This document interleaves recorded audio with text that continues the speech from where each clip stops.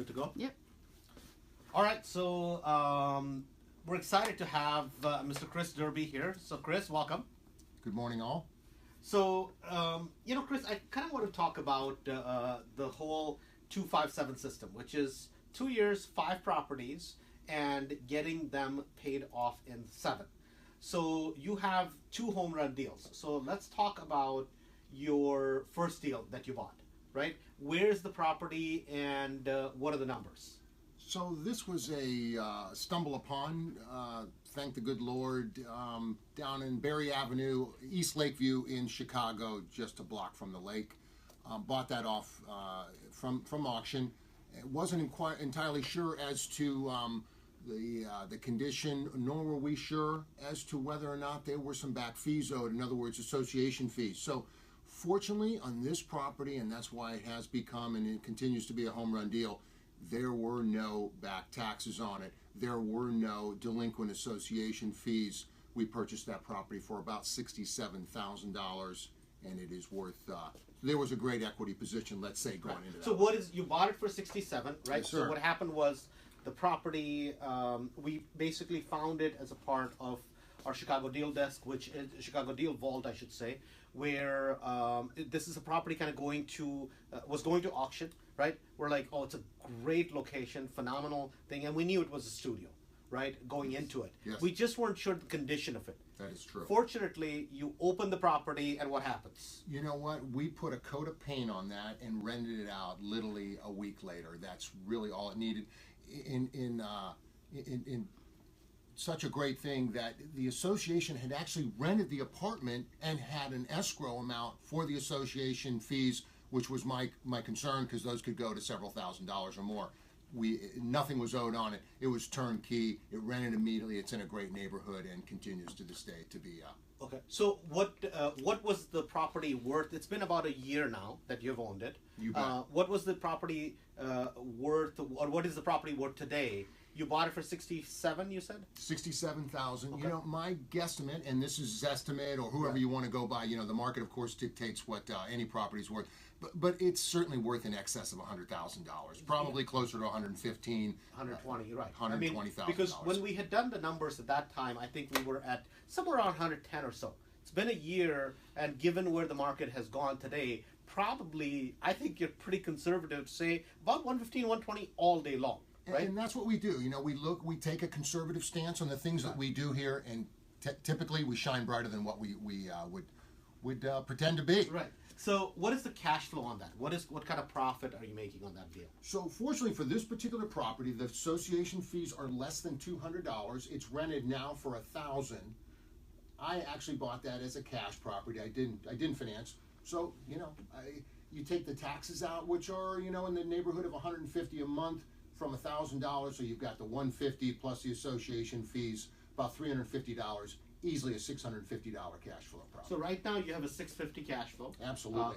Currently. Now, if you were to basically, let's say you were to put a finance on it, right? Yes. You got a $50,000-$60,000 loan, yes. which means most of your money would be out, right? Yes. You'd get a phenomenal return. I mean, already you're making phenomenal amount of money on the deal, but your cash flow would go through. Your rate of return would go through the roof, right? And you would still make $350 to $400. I was just going to say, you're easily $350 to $400 on positive cash flow with a full finance and completely cashing out. Okay. So how many more of these would you like to have? Well, you know what? I am always on the prowl and texting and hounding you constantly and trying to be vigilant myself in those types of home run deals. Okay. What a great feeling. What a great thing to have. Easy rent, easy cash flow, and continues to be. So let's go to deal number 2, right?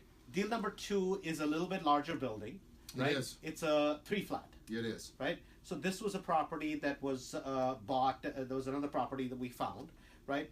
And basically, that's a property that you got also. So what was the purchase price on this 3-flat? So that one we got in the neighborhood about $153 on that particular property, which of course it was substantially under market value, but on the other hand did need some work. So the equity position on that property wasn't great, right. If at all. But the cash flow is really something to be considered with.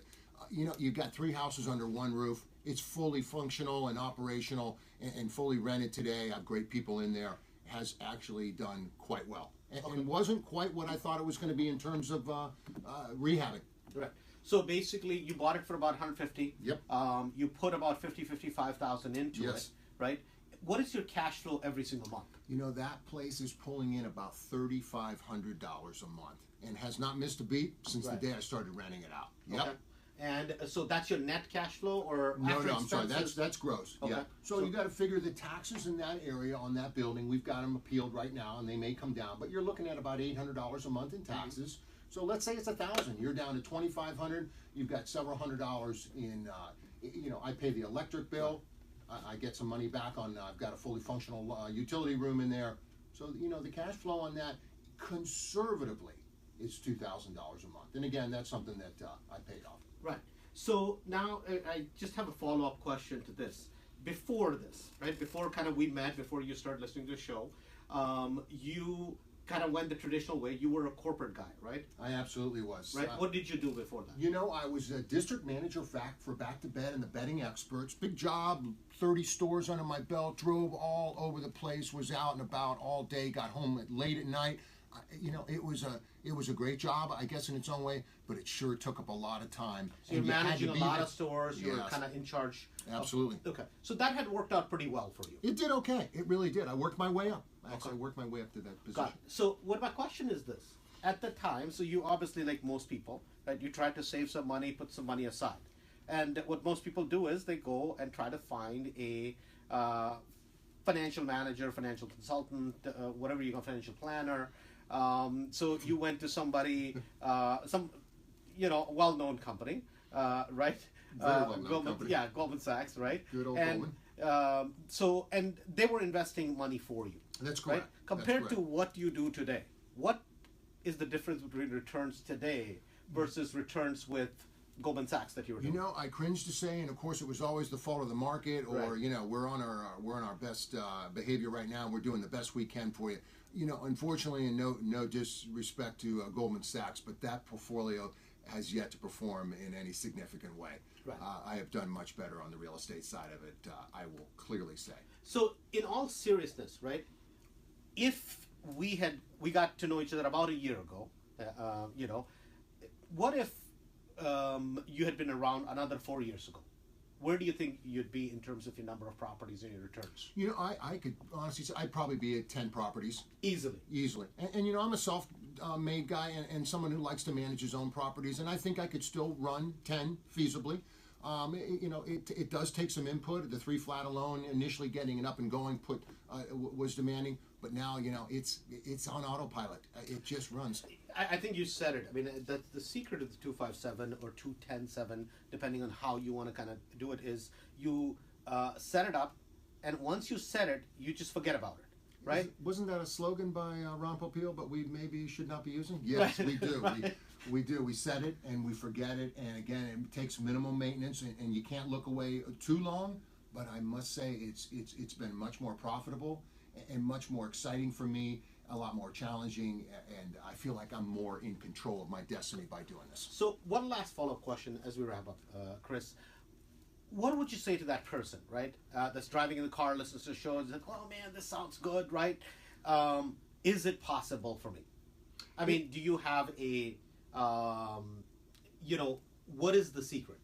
It's really about following direction. So it's those who try to fly solo or maybe think they've heard the solution and the way to do this, but maybe are not fully advised. And as you and I talked about, you said, listen, Chris, don't buy a property, don't cement it until you talk to me. Let's make sure the background on it is good. Let's check and see what liens, if any, are against it, and let's do this in a sequential, mathematical, functional way, and quite frankly, you'll walk away doing well. It is absolutely doable. So it's basically, and I think that's what we want to get across to people a lot of times is, guys, it's a system. Right? It is a system. Once you learn that system, when you had your corporate job, you guys over time had developed a system. When a customer walked to acquire a customer, when a customer walked in the store, what did you say? Because everybody, most of us, we are all programmed to go through a system, yet people get into real estate and they're like, oh my God, it's a great idea. And guess what?